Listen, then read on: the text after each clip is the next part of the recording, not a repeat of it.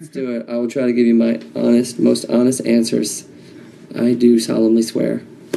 Thanks so much. Well, the new single, Yours, is out this week, and the demo originally appeared back in 2005, so what has it been like seeing it grow into such a phenomenon? It's been amazing, you know, especially because a song like I'm Yours, first of all, it's a song about generosity. It's about giving yourself or your time to someone or something else.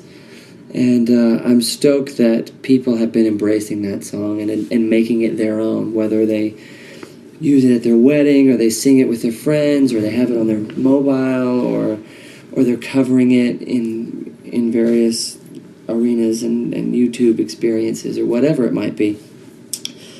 You know, and the song was written rather quickly in a spirit of improvisational joy, you know, and that's another great thing about watching the development of this song is that it wasn't written by a team of hitmakers. It wasn't written by a team of scientists that were trying to formulate what a hit was going to be. And I certainly never intended it to become an advertisement for an album or a record label or anything like that. You know, it was just a happy little hippie song that I love to sing, and it just continues to grow now that it's out there. Thanks so much. And the video you've seen on YouTube, it's got over 42 million views, and it's spawned a sea of cover versions. Do you have any favourites that you've seen on YouTube of other people? Favorite cover versions? Yeah, what have I seen? I love it when choirs get a hold of it and they try to do a cappella versions. I love it when like babies or like little 5-year-olds are doing their own interpretation of it. I love piano versions. I love when people really go a different direction with it. And I also love when people write their own words to it. There was a couple of guys in Hawaii that were sitting out front of like a convenience store, and they were playing the gist of it, but then they'd have their own verses, and they'd rap their own story, which is awesome, because that's really the whole purpose.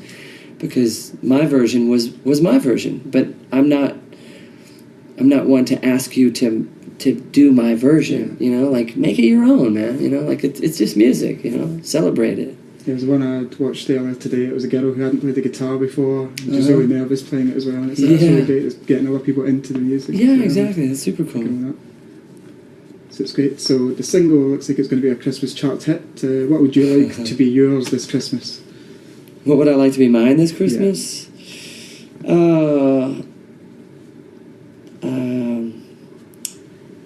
Just peace, man. Really, that's it. I ask for nothing. I really do, you know.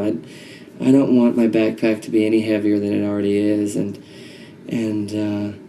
you know, I hope that my cat still acknowledges me, because I've been gone for most of 2008, and this Christmas while I'm home, I hope to wake up and find that my cat's right there, you know, giving me some TLC, and we get up and go to the beach and just make it a really nice and easy, peaceful Christmas, you know. That's what I hope. That's good. Your debut UK single, The Remedy, is now came out as a karaoke track for the video game Lips. Are you a fan of karaoke at all? And if you are... Yeah, I think karaoke's cool, you know. It nurtures people's talents. It helps break down any type of shyness that we may have. You know, it really allows you to just go for it. You know, I think everybody sings in their car or sings in the shower, and karaoke's a chance for you to, like, publicly display that, you know. So I'm super stoked whenever any of my tunes get related to that. It's fun. And if you have to do a karaoke tune, do you have any favourites? Yeah, I always do It's Not Unusual by Tom Jones. Yeah, that's always a crowd pleaser. Also, Brown Eyed Girl, Van Morrison, always gets the place going, you know. I like to do karaoke songs that other people want to sing along to. Yeah. Good. You recorded some of the new album in London. What did you enjoy about being in the city for so long, and what did you miss from home? When I made the album here last year, it was surprisingly warm. September, October, November of 2007. I think it rained twice. I rarely had to use my jacket, and so I was really lucky in that regard. And I would spend my weekends down at Brighton with my good friend Adam, and it was just a wonderful time to be living in the UK. And Martin studio up in Kensal had a lot of windows, and so we were welcoming that sunlight. And there was a big old tree that grew in the courtyard at the studio that we watched go from green late in summer down to nothing by early December.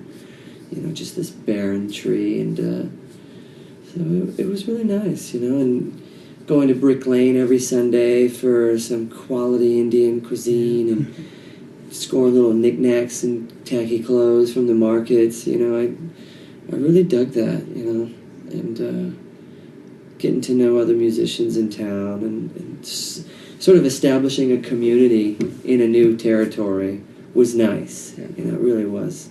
How was it recording with James Morrison? James was great, you know, he was in and out of the studio a few times and knew that he was a great singer. I really loved Undiscovered. You know, I thought that live energy that he captured on that record was great. And so, knowing that we needed another vocalist on the track, he was like the obvious choice. You know, I was like, "Yo, why don't you come and sing on this?" And he was super gracious about it. You toured the UK in April, and from previous tours, what's been your favourite place to play in the UK? You know, I've always loved playing down in Brighton because the crowds are just ready to celebrate. You know, it's like a party down there for some reason constantly. Although in September we performed right over here at the Royal Albert Hall, and that was just tremendous. You know.